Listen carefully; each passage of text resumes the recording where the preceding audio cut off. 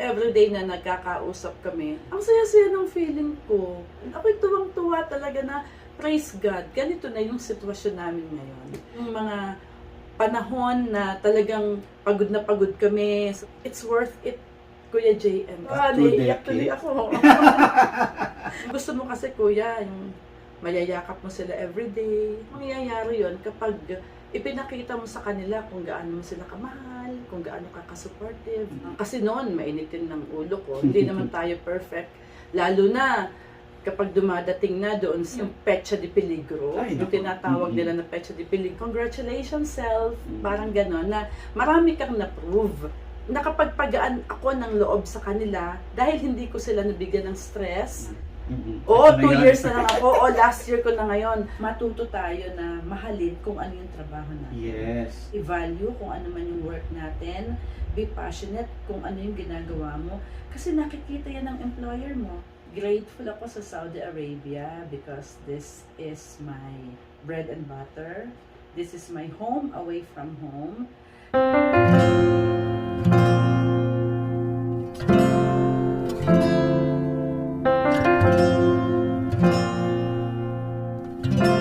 Ate Joy, kumusta po? Maraming salamat. Natatawa. Masaya ako, Kuya JM, kasi it's my first time na sa ganitong style ng interview. I feel honored. Ako po ay taga Nasugbu, Batangas. May asawa, may 2 anak. I've been here for almost 2 decades na. Ako po ay nagtuturo. Preschool teacher po ako. At first, hindi ako OFW. Dependent ako ng asawa ko. Sa gabay ng Diyos, na ipagkaloob yung 2 naming anak after 6 years of waiting and praying. Alam mo, Kuya JM, yung isang babae na nagwe-wait para doon sa hinihintay na anak, ang hihilingin mo lang sa prayer mo ay, Lord, kahit isa.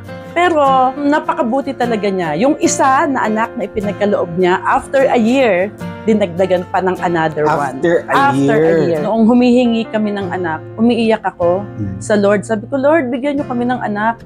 Nung binigyan kami ng anak, mas naging malakas yung iyak ko. Alam mo kung bakit? Kasi hindi ko talaga ina-expect na 2 magkasunod. Tapos i-raise niyo sila ng kayo lang mag-asawa, 2, parehong babies. Talagang tough job. At first, mayroon akong fear. Ano na, preschool teacher ako, sana pagdating ko dito, yun din yung gawin ko. Yung hindi maputol talaga yung aking passion ko for the children. 2 months na paghihintay, inip na inip ako kasi syempre, ibang-iba naman talaga ang kultura dito. That was before. Alam mo, pag tinitingnan namin yung 2 naming anak, na malalaki na sila ngayon, binabalikan namin yung nakaraan, and hindi talaga namin ma-imagine papaano namin na-raise ang magkapatid na ito. Sa aming mag-asawa, kung kami lang talagang 2, grabe talaga ang hirap dahil nagpapalaki ka ng 2 babies, tapos may work kayo pareho, haggard kami. Alam mo yon, ang papangit talaga ng mga itsura namin. Ang pinakamasakit, sa umaga, dadalhin mo sila sa babysitter. Yun ang masakit para sa nanay na katulad ko. Yung anak, pinag-pray namin yun. We ask from God at ipinagkaloob ng God sa amin yung blessing. Ngayon, pag binigyan ka ng blessing ng Panginoon, so dapat maging responsible ka doon sa blessing. Answered prayer ka nga eh. Bakit ka naman magpapatalo doon sa pagod, doon sa hirap na nararanasan mo? Yung aming pinanghahawakan, everything will come to pass. Lalaki din sila. And praise God, malalaki na nga sila. Talagang grateful ako sa Panginoon dahil binigyan niya ako ng husband na super supportive sa'yo. Super supportive sa career mo na hindi rin mapabayaan kahit nagpapalaki ka ng anak. Dumaan din kami talaga ng ups and downs talaga ng relationship.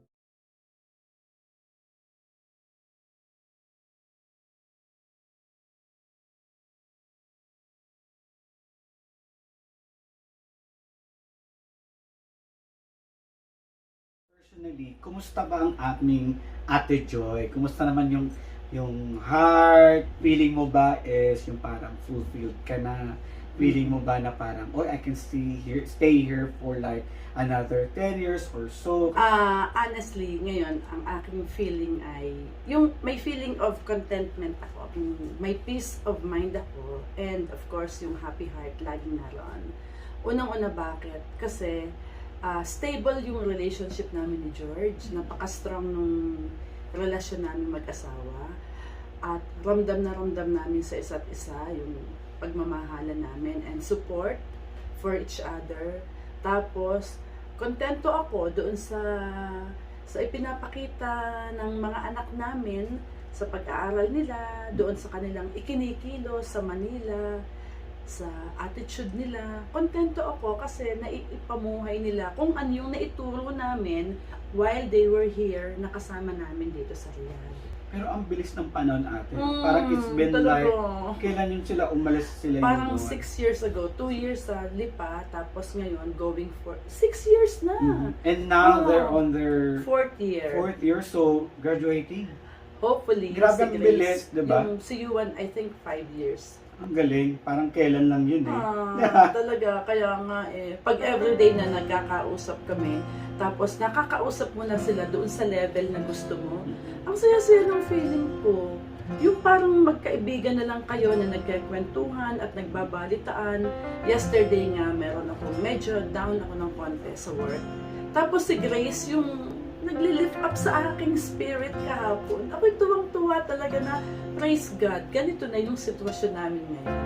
So, yung mga panahon na talagang pagod na pagod kami sa pag-aalaga sa kanila, na wala kaming kasamang adult dito sa ibang bansa, it's worth it, Kuya JM. Kasi nakikita ko talaga yung buhay nila and yung ugali nila and yung effort nila talaga na makatapos ng pag-aaral. At yung wish din nila na uwi na kayo, Mami, Daddy. Kasi tagal din mo dyan para sama-sama na tayo. Imagine. Naiiyak tuloy ako.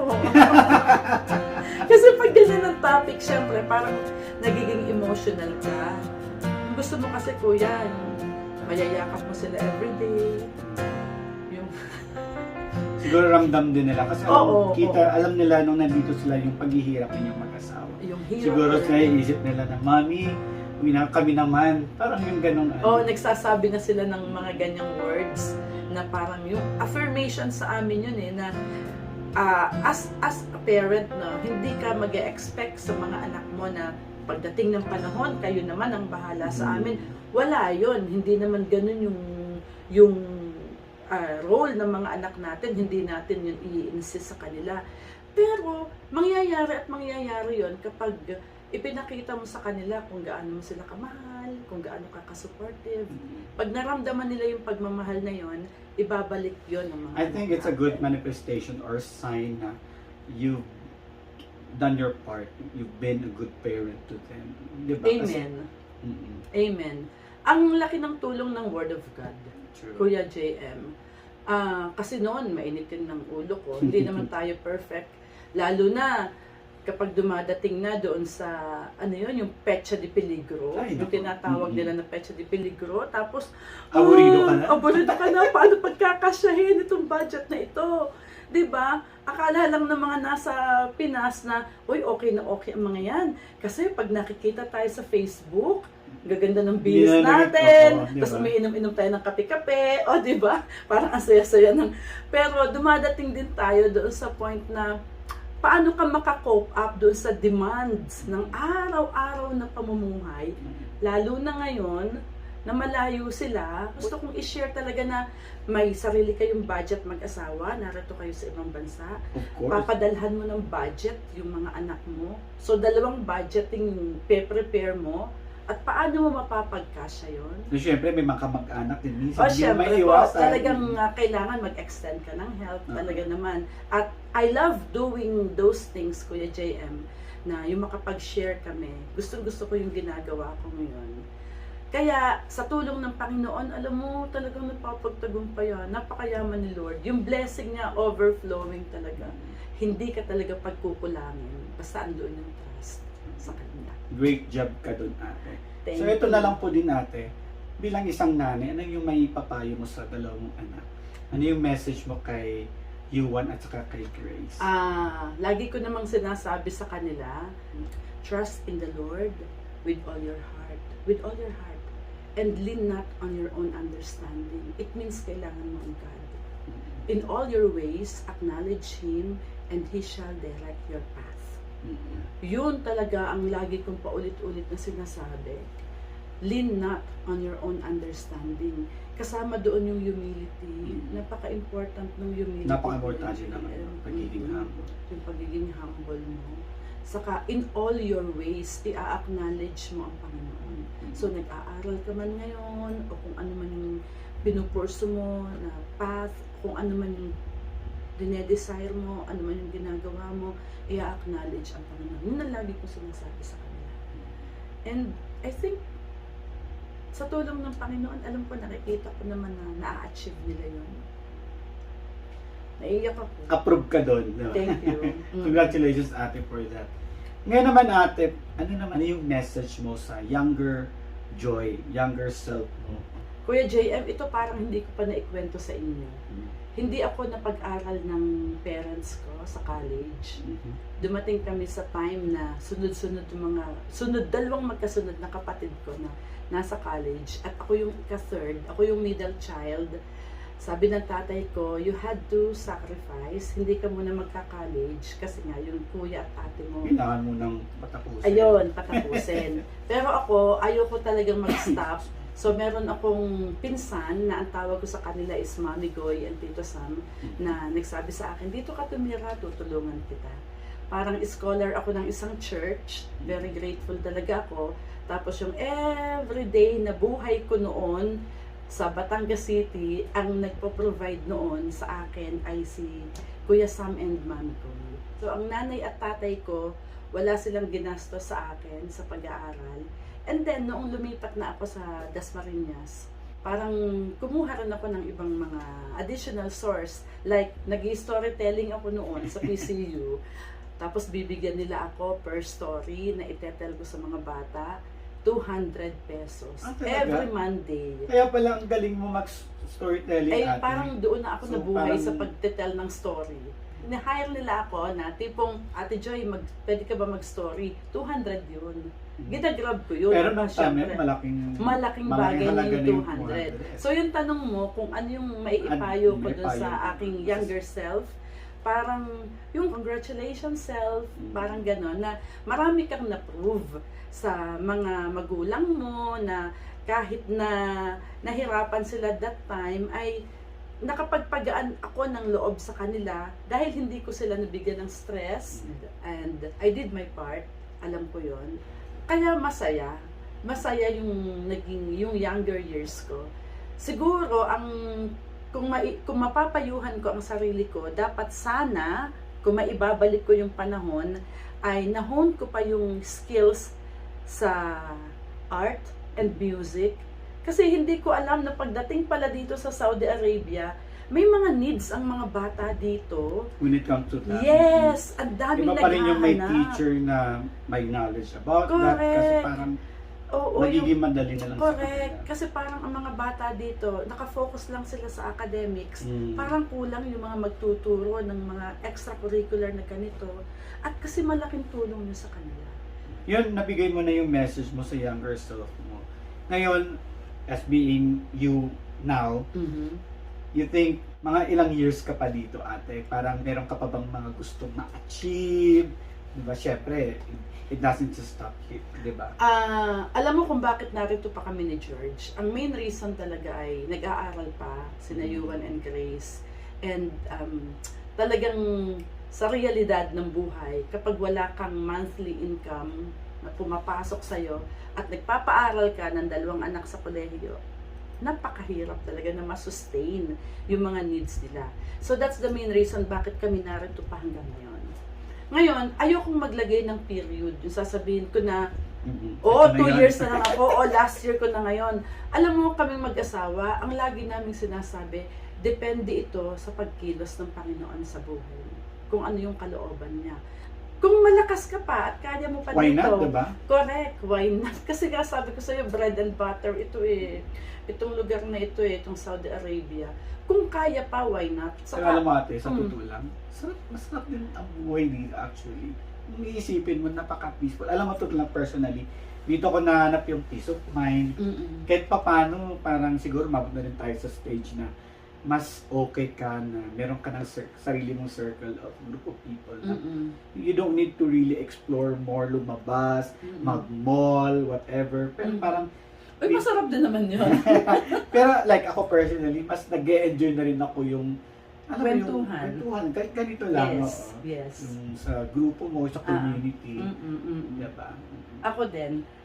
Akala kasi ng mga tao sa Philippines, ang buhay dito ay napakagarbo. Nagkakamali sila. Ako, sa 2 dekada or more than 2 decades na pagtigil ko dito ko talaga na-experience yung tinatawag na simplicity of life. Napakasimple ng pamumuhay dito. Tama. Simple na masaya ka at may contentment. Ewan ko, talagang na-enjoy ko yung buhay in its simplicity. Napakasimple talaga na hindi ko ma-express, pero yun Kuya JM. Ang saya-saya. Siguro dahil nga nabuhay kami dito na magkakasama kaming pamilya, yun naman kasi yung gusto ng tao ng buhay natin kasama mo yung pamilya mo, yung buo kayo.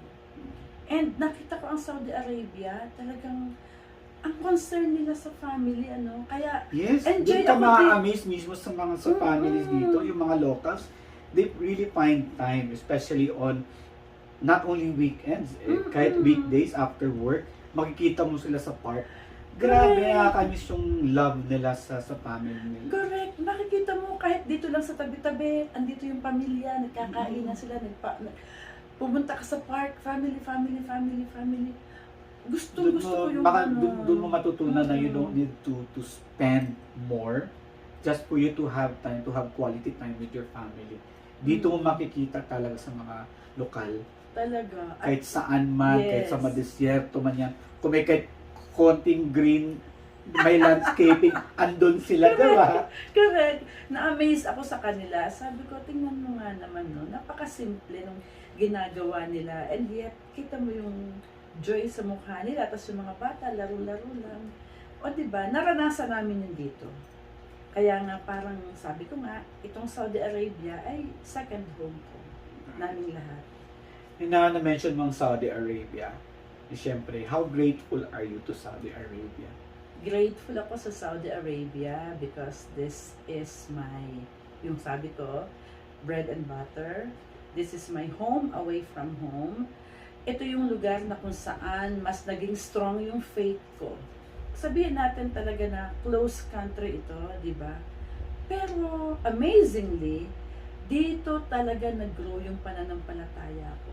Siguro dahil dun sa mga pinagdaanan natin na yung struggles natin, pagpapalaki ng anak, yung financial difficulties, tapos yung kakulangan natin ng support system noon, nung nag-i-start ka pa lang, dito ko napatunayan na napakabait talaga ng Diyos. Yung goodness of God na ipinadama niya sa aming pamilya through friends, katulad mo, at sa iba pa at na napakaraming blessings na naranasan namin. Kaya grateful talaga ako sa country na ito. Ayan ate, ano yung maipapayo mo naman sa fellow OFWs natin na nandito?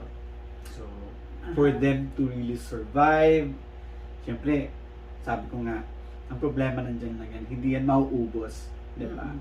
Ano yung maipapayo mo sa kanila? Ako, ang maiipayo ko ay unang-una tiwala. Tiwala sa Diyos. Pangalawa, tiwala sa kakayahan mo. Napaka-importante noon na wag mong pamaliitin yung sarili mong kakayahan. Kaya ka nga nakarating dito kasi kaya mo di ba? Di ba kinaya mo, nag-a-apply ka pa lang, nakarating ka dito, it means kaya mo. Tiwala sa Diyos, tiwala sa sarili mong kakayahan. Pangatlo, yung tapang, yung courage. Courage to overcome all adversities. Aminin na natin na talaga namang hindi naman ito bed of roses yung pinuntahan mo. Napakarami talagang challenges. Siyempre, nandito ka. Correct. That means trabaho ang Trabaho. pinuntahan. Yes, and matuto tayo na mahalin kung ano yung trabaho natin. Yes. I-love natin yung work natin, i-value kung ano man yung work natin, be passionate kung ano yung ginagawa mo.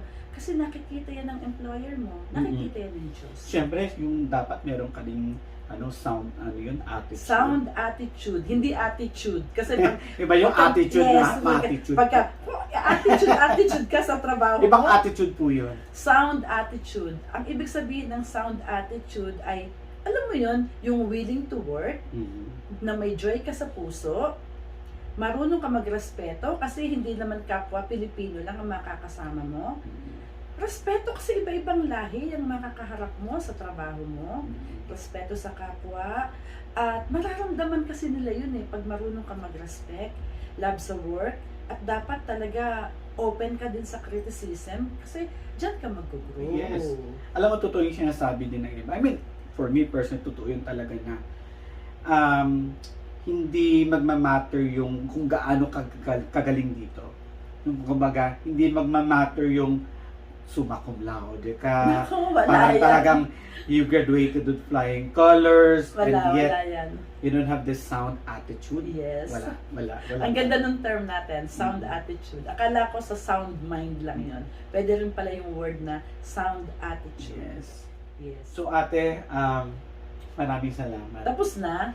Parang Diba? gusto ko I wish magkwentuhan. na hahaba pa to, no? Oo. Ngayon ko nga din na-realize na, wow, hindi ako nagkamali na talagang i-push through ito. Kasi syempre, definitely, lalong-lalo na sa story mo, ang daming mga kapwa OFW, kahit na hindi OFW, yung mga Pilipino na nasa Pilipinas lang na makaka-relate. You being a mother, a wife, lalong-lalo na yung parang ikaw nagtatrabaho ka din bilang teacher. So, ang daming mga kapwa Pilipino natin na makaka-inspire sa story. Sana Kuya JM, naka-inspire talaga itong story ko. Alam mo, ang buhay ng OFW, hindi naman kasi pare-pareho. True. Blessed ako na narito yung asawa ko at dito kami nakapagpalaki ng mga anak, na-raise ang family dito. So masasabi ko na iba ito Iba itong pinagdaanan ko sa pinagdaanan ng iba. Mayroong iba na talagang malungkot ang buhay nila. Siyempre, we cannot speak on behalf of other people. Kaya Kasi iba-iba din tayo iba-iba mga talaga. backgrounds or iba-iba tayong mga sitwasyon dito. Well, maybe we're so blessed, we're just lucky na medyo kahit pa paano okay tayo sa mga employers natin. But, syempre, sabi ko nga, we cannot speak on behalf of other OFWs na iba din yung sitwasyon nila. Tama.